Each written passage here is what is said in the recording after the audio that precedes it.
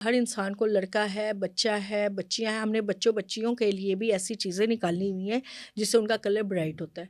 क्योंकि आपको किस एज में अपनी बच्चियों को या बच्चों को जो है कलर की तरफ, हम कहते हैं कि अंडर द एज 18 हो तो हम इनको कोई प्रोडक्ट यूज़ करवाएं। हमने बच्चों को मद्देनज़र रखते हुए उनके लिए भी जो है चीज़ें निकाली। जैसे फॉर एग्जांपल सोप है, हमने ये तो रेगुलर यूज़ होता है ना रूटीन में, डेली रूटीन में।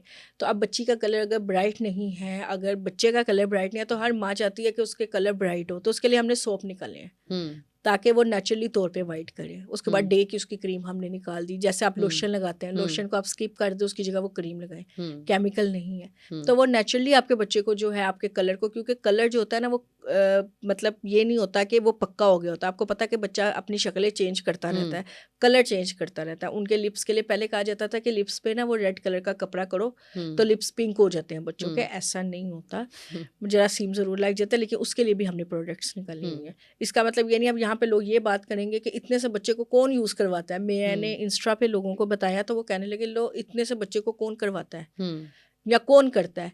तो भाई इस एज में नहीं करोगे तो कब करोगे?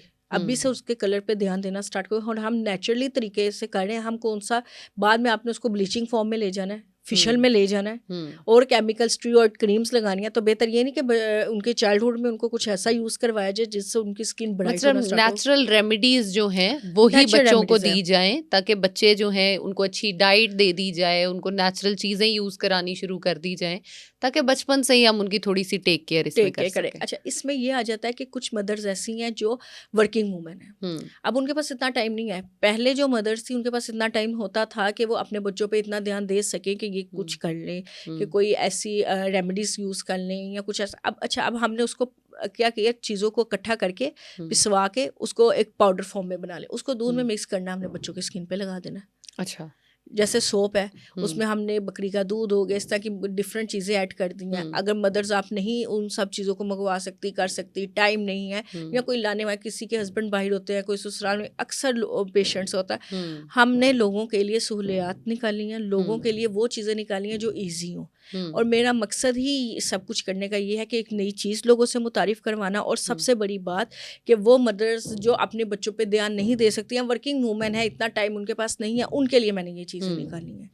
क्या अपने कोई हेयर प्रोडक्ट्स भी हैं? क्या कुछ ऐसा हो सकता है कि जिस बंदे के बाल कम हो, बाल ज़्यादा किए जा सकते हों? जी, जैसे बगैर PRP के बगैर हेयर ट्रांसप्लांट के हमने कुछ ऑयल्स ऐसे निकाले हैं। मेरे पेशेंट जो मुझे आज शायद देख रहे होंगे उनको पता है, उन्होंने यूज़ भी किए हैं। किस चीज़ का ऑयल है वो? हेयर की ग्रोथ के लिए है। नहीं, ऑयल मतलब क्या ऑयल है? जैसे ऑलिव ऑयल है, जैतून का नहीं, है, जैसे कोकोनट है? अंडे का तेल है, तिल का अच्छा, तेल है, अच्छा, ऑलिव ऑयल उसके अंदर है, आंवला है, इस तरह के डिफरेंट तेल्स है, मेथी दाना है, प्याज का को जला के बनाया जाता है। ये बल्कि मैं अपनी रेमेडीज़ में भी बताती हूँ। डॉक्टर मुज़म्मिल एहसान के नाम से जो है मेरा इंस्टा है, टिकटॉक है, उस पर उन लोगों के लिए रेमेडीज़ है जो प्रोडक्ट अफोर्ड नहीं कर सकते, उनके लिए हमने रेमेडीज़ बताई हुई हैं। और कोई रेमेडी प्लीज़ बताएं आप हमें बालों के लिए।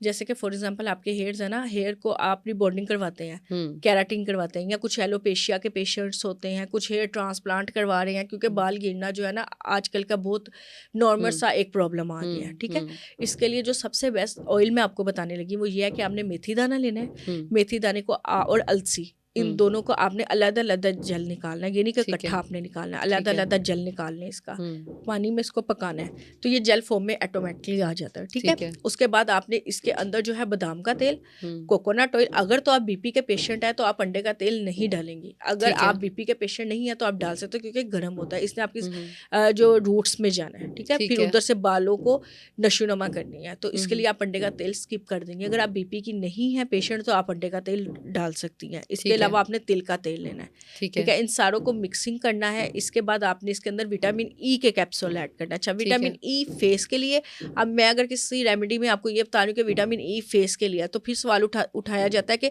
हेयर्स के लिए भी विटामिन ई और फेस के लिए भी विटामिन ई। तो मैं यहाँ पे ये बात आपको क्लियर कर दूँ, जो हेयर के विटामिन ई कैप्सूल्स है ना वो जेल फॉर्म में आते हैं, वो आपको आम मेडिकल स्टोर से मिल जाता है। अगर मेडिकल स्टोर से ना मिले तो जो अच्छे मार्ट्स होते हैं वहाँ पे आपको विटामिन ई के कैप्सूल्स ईजिली आजकल हर चीज़ मिल जाती है, तो वो जेल फॉर्म में आपने लेने हैं, लिक्विड फॉर्म में नहीं लेने। ठीक है, जो लिक्विड फॉर्म में आपने लेने हैं ना, वो आपने लेने हैं फेस के लिए, ठीक है, क्योंकि उसमें हम रेमेडीज बताते हैं तो उसमें मिक्सिंग करनी होती है। जेल फॉर्म में होता है, इसको आपने ऑयल में मिक्स कर लेना है, ठीक है। वरना ऑयल में तो पानी आ जाएगा, तो ये जेल फॉर्म में आएंगे। तो बाकी अलसी का जो आपने निकाला है वो भी आप ले लेंगी। इसके अलावा जो आपने मेथी दाना लिया है उसका भी जेल ले लेंगे। इन सबको आपने मिक्सिंग करके कंटेनर पे निकाल लेना है। ठीक है, वीक में 2 से 3 बार आपने ऑयलिंग करनी है। ओवरनाइट आप रखना चाहे वो आपकी मर्जी है, अगर आप जो है शावर से 2 आवर पहले करना चाहे वो आपकी मर्जी है। बेस्ट ऑयल कितनी देर जो है वो हमें सर पे? ओवरनाइट। ओवरनाइट, अच्छा। ओवरनाइट। लेकिन कई लोग इसमें जैसे कहते हैं कि उससे ज्यादा बाल गिरने शुरू हो जाते हैं, तो नहीं क्या? गिरते, बिल्कुल भी नहीं। अच्छा, ये देखिए, जब आपके पास कोकोनट ऑयल आ गया, जब आपके पास आलमंड ऑयल आ गया, जब आपके पास, इसमें से कोई भी चीज़ केमिकल नहीं है और बना भी आप खुद रही हैं। तो इसको आपने ओवरनाइट जब लगाना है तो इन्होंने अपना वर्क करना है। वीक में एक बार आप क्या कर लें, प्रोटीन करें अपनी हेयर्स की। लोग मुझे कहते हैं केराटिन करवाएं कि रिबॉन्डिंग करवाएं। मैं कहती हूँ प्रोटीन करवाओ। कहते वो क्या होता है, प्रोटीन क्या होता है? फिर कहते हैं वो पोलर से हो जाता है। तो पोलर से तो हो जाएगा, लेकिन वो तो फिर केमिकल वाला होगा। तो अगर आपने तो घर पे प्रोटीन ट्रीटमेंट कैसे करें? बहुत ईजी है। आपने एग लेना है, ठीक है, एलोवेरा लेना, पूरा एग लेना, ये नहीं जर्दी ले ले, वाइट ना ले, वाइट ले ले तो ये ना ले, इस तरह का कुछ भी नहीं है। एक आपने एग ले लेना है, इसके अंदर आपने योगर्ट ऐड करनी है। योगर्ट के साथ आपने विटामिन ई के कैप्सूल्स ऐड करना है और एलोवेरा ऐड करना है। ठीक है, इन सबको अच्छी तरह मिक्स करना और अपने हेयर्स पे लगा लेना आपने। कितनी देर? आप इसको 20 से 25 मिनट लगा सकते हैं। कवर करेंगे या खुले रहे? कवर अगर कर ले तो ज़्यादा बेस्ट है, क्योंकि है। आपको पता है ज़रा थोड़ा सा स्वेटिंग ना स्टार्ट हो जाए। वैसे तो आगे कोई ऐसा मौसम है नहीं, समर का तो है नहीं, विंटर है, तो ये अच्छा रहता है आपके जो हेयर्स के लिए। अच्छा, इससे मैं आपको एक बात बताती हूँ, ये आपको रिबॉन्डिंग तो आपको वक्त ही देता है ना, आपके हेयर्स को स्ट्रेट कर देता है, आपको सिल्की सी लुक देता है। और आप कह रही है मैं बड़ी खूबसूरत लग रही हूँ, बाल भी लग रही हूँ, लेकिन इससे ये होता है कि जब आपकी एज 50+ होती है या 40+ होती है, तो बड़ी सारी औरतों को मसले आने स्टार्ट हो जाते हैं कि उनके हेयर जो है वो फॉलिंग स्टार्ट हो जाती है। बहुत ज़्यादा औरतों को होता है। आपने अपनी यंगेस्ट में तो सब कुछ कर लिया, अपने हेयर्स की रिबॉन्डिंग भी कराई, कलर भी कराए, आपने केराटिन्स भी कराई, बट जब आपकी एज 40+ होनी है तो हेयर्स आपके उतरना स्टार्ट हो जाने हैं। तो उसमें ये क्या करता है, ये प्रोटीन जैसे आपने अपने इस टाइम में किया होता है, उस टाइम में आपके हेयर्स कभी भी नहीं गिरेंगे। ये मेरा एक्सपेरिमेंट है और अपने पेशेंट्स के साथ मैं ये कर चुकी हूँ। वो ऑटोमेटिकली सिल्की होना स्टार्ट हो जाते हैं, ग्रोथ भी अच्छी होती है और जो हेयर फॉलिंग है वो बिल्कुल भी नहीं होती। जबरदस्त, ये तो बालों का तो बड़ा अच्छा हो गया। तो